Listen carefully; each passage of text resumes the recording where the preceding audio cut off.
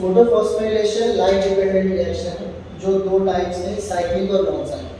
Cyclic में जो भी सिंपल प्लांट्स है तो उसका PS1 700 नैनोमीटर, एक फोटोन ऑफ लाइट, एक इलेक्ट्रॉन का एक्साइटेशन, एक एटीपी फॉर्मेशन, वापस से वो इलेक्ट्रॉन सिस्टम के पास, फिर से एक फोटोन मिलेगा, फिर वो इलेक्ट्रॉन एक्साइट होगा, फिर ऐसे ही आगे, मतलब ये चलता रहेगा।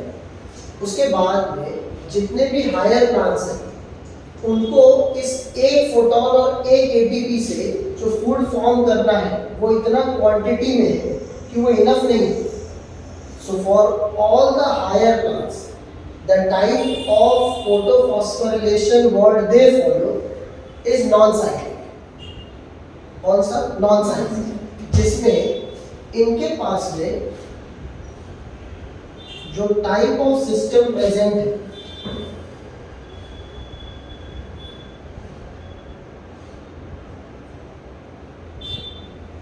तो सबसे पहले दे है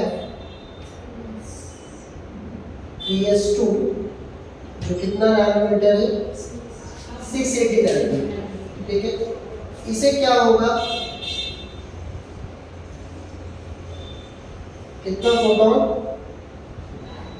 कितना फोटोन? 4। ये कोई भी रफ नंबर्स नहीं कि कितना भी ड्रॉ करो। तो वहां पे एक फोटोन था जिससे कितना इलेक्ट्रॉन एक्साइट हुआ था? यहाँ कितना फोटॉन्स है? 4। तो कितना इलेक्ट्रॉन एक्साइट होगा? 4।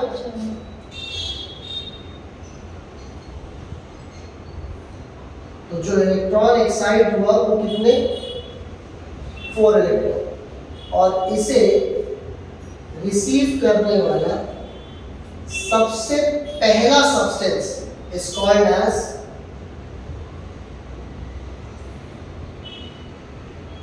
प्लास्टोक्विनोन।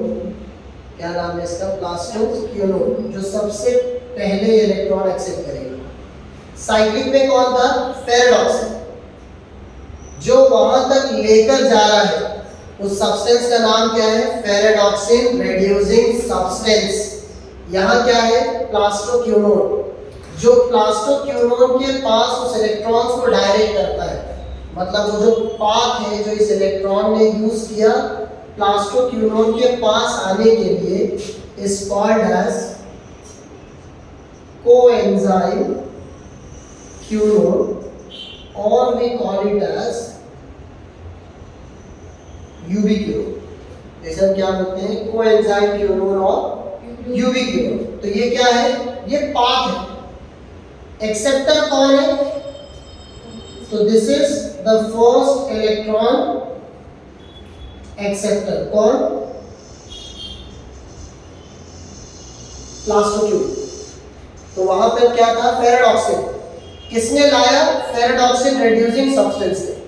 यहां कौन है? प्लास्टोक्विनोन। कौन ला रहा है?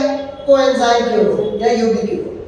इसके बाद ये जो 4 इलेक्ट्रॉन्स है ये आगे नेक्स्ट कैरियर को ट्रांसफर होंगे। नेक्स्ट कैरियर है साइटोक्रोम B6।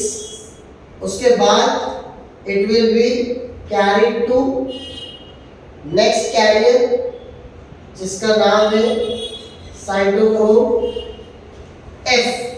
तो यहां पर सेम वही नाम फिर से लिख रहे हैं हम लोग। इसमें क्या हो रहा है? इलेक्ट्रॉन्स का ट्रांसपोर्टेशन।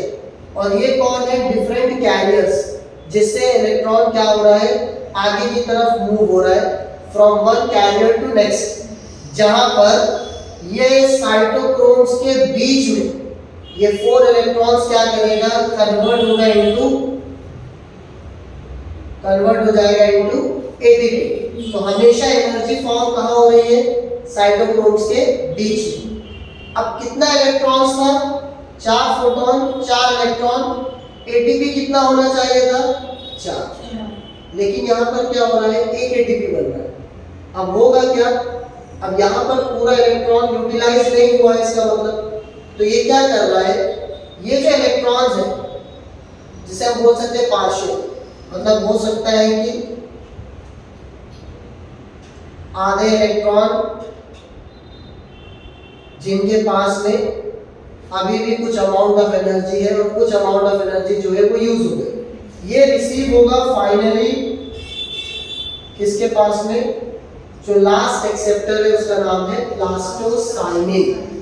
हमने क्या देखा था कि साइक्लिक में जो लास्ट एक्सेप्टर है वो उस इलेक्ट्रॉन को क्या करता है, वापस किसके पास दे देता है, सिस्टम के पास।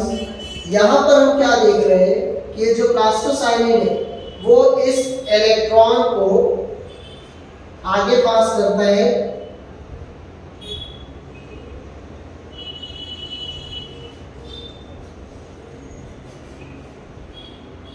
दूसरे सिस्टम के पास, और ये दूसरा सिस्टम है PS1 which is of,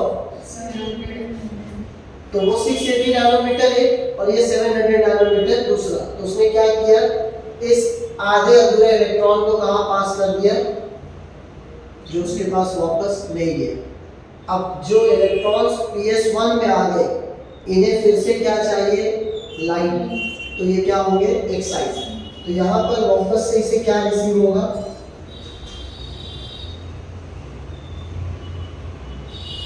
वापस से इसे क्या रिसीव हुआ, फोटॉन्स, जिससे फिर से क्या होने वाला है, एक्साइटेशन ऑफ 4 इलेक्ट्रॉन्स। यहाँ पर PS1 जब सिस्टम है तो जो सब्सटेंस एक्सेप्ट करेगा वो क्या है, फेरेडॉक्सिन। लाया किसने, फेरेडॉक्सिन रेड्यूसिंग सब्सटेंस यानी FRS कॉम्प्लेक्स। तो ये 4 इलेक्ट्रॉन जो फेरेडॉक्सिन के पास आया, ये फेरेडॉक्सिन क्या करता है, इसे पास करता है एक नेक्स्ट मॉलिक्यूल को which is not cytochrome, which are 2 molecules of NADP। ये 4 इलेक्ट्रॉन किसके पास गया, 2 molecule of NADP, और ये बन जाता है 2 molecule of NADP।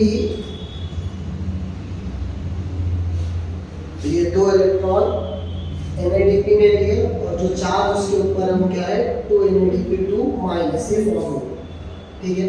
अब इसके बाद में जो ATP यहाँ पर जो ATP यहाँ पर फॉर्म हो रहा है, ये ATP का यूज क्या है, ये ATP यूज होगा जो प्लांट्स के अंदर वाटर प्रेजेंट है, जो प्लांट्स के अंदर वाटर प्रेजेंट है उसे ब्रेक करने के लिए। तो ये ATP क्या करने वाला है, वाटर को ब्रेक, वाटर ब्रेक होगा तो क्या रिलीज करता है, H+। तो ये क्या हुआ, उसके आयंस में ब्रेक डाउन हो गया।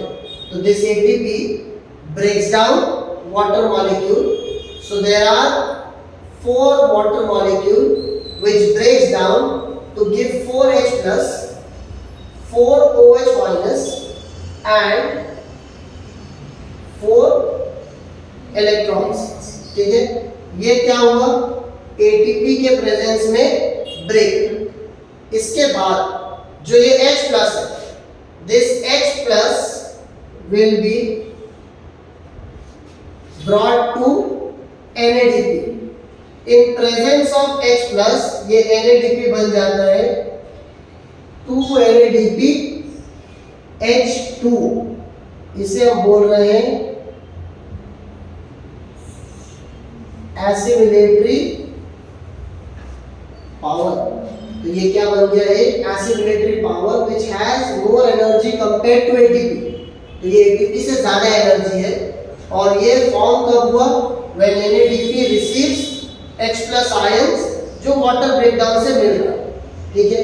इसके बाद ये जो OH- है ये ब्रेक होगा to give water and it will release oxygen. तो कितना O है 4, यहाँ कितना है 2, ये कितना है 1, तो मल्टीप्लाई में ये क्या हो गया 2 1 2 और H कितना है 4, तो 2 2 4। तो ये वाटर जो उसका रेसिड्यू और ऑक्सीजन को क्या करेगा, रिलीज। ये जो 4 इलेक्ट्रॉन है मैं यहाँ लिखता हूँ, ठीक है, सिर्फ यहाँ लिख रहा हूँ कंफर्ट के लिए ताकि ज़्यादा एरो का मिक्सअप ना हो। तो ये 4 इलेक्ट्रॉन जो उस वाटर से रिलीज हुआ था ये इलेक्ट्रॉन क्या होगा, वापस कहाँ जाएगा, सिस्टम के पास, जिससे फिर से क्या मिलेगा, फोटॉन, और फिर क्या होंगे, 4 इलेक्ट्रॉन एक्साइड। तो ये प्रोसेस में इलेक्ट्रॉन इसके पास वापस तो आया, उसके बाद भी ये प्रोसेस नॉन साइक्लिक है, क्योंकि जो इलेक्ट्रॉन इसका एक्साइड हुआ था वो इसके पास वापस नहीं आ रहा। जो इलेक्ट्रॉन सिस्टम ने एक्साइट किया उसके बदले जो रिसीव हो रहा है वो इलेक्ट्रॉन कौन सा है, जो वाटर ब्रेकडाउन से निकला। इसीलिए प्रोसेस को हम क्या बोल रहे हैं, तो साइकिल का मतलब क्या होता है, जो जहां से शुरू होगा वहां खत्म होगा, तो ये तो वही हो रहा है। उसके बाद भी नॉन साइक्लिक क्यों है, क्योंकि जो चीज जहां से एक्साइट हुई थी वो वापस से उसे नहीं मिल रही, वापस जो मिल रहा है वो इलेक्ट्रॉन उसका नहीं है, किसका है, वाटर। यहाँ पर हमने क्या पढ़ा था लाइट डिपेंडेंट में, ओपन करो वो पार्ट। लाइट डिपेंडेंट में हमने क्या क्या लिखा था, क्या क्या होता है उसमें, formation of ATP, breakdown of water, release of oxygen and formation of, सब हो रहा है ना, सारी चीजें हैं। क्या क्या है, formation of ATP, breakdown of water, release of oxygen, formation of, ये सारी चीजें कब होंगी, when there is light present. और NaDPH2 क्या है, assimilatory power, the energy which is much more when compared to ATPs, और ये यूज होता है फूड सिंथेसिस के लिए। तो ये जितने भी हायर प्लांट्स हैं वो क्या परफॉर्म करते हैं, नॉन साइक्लिक फोटोफॉस्फोरिलेशन, जिसमें क्या क्या हो रहा है, फॉर्मेशन ऑफ ATP, जिससे ATP क्या करेगा, breakdown of water, water breakdown होगा तो उससे क्या हो रहा है, रिलीज ऑफ ऑक्सीजन, साथ में उसी वाटर के ब्रेकडाउन से जो H+ निकला वो क्या बना रहा है, फॉर्मेशन ऑफ NaDPH2, जो कि एक एसिमिलेटरी पावर है। इस एसिमिलेटरी पावर का इंपॉर्टेंस क्या है वो जब इसके बाद कैल्विन साइकिल देखेंगे तो उसमें पता है, ठीक है। तो जितने भी, तो ऑल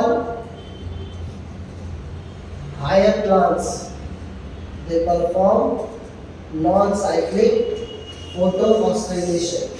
ये थोड़ा सा ना देखो, ये थोड़ा सा कैसे ऊपर नीचे, थोड़ा नीचे थोड़ा ऊपर, ठीक है। तो तुम भी वैसे ही इसको ड्रॉ करना, इसी तरीके का जो एक पैटर्न बन रहा है, इसीलिए नॉन साइक्लिक को हम लोग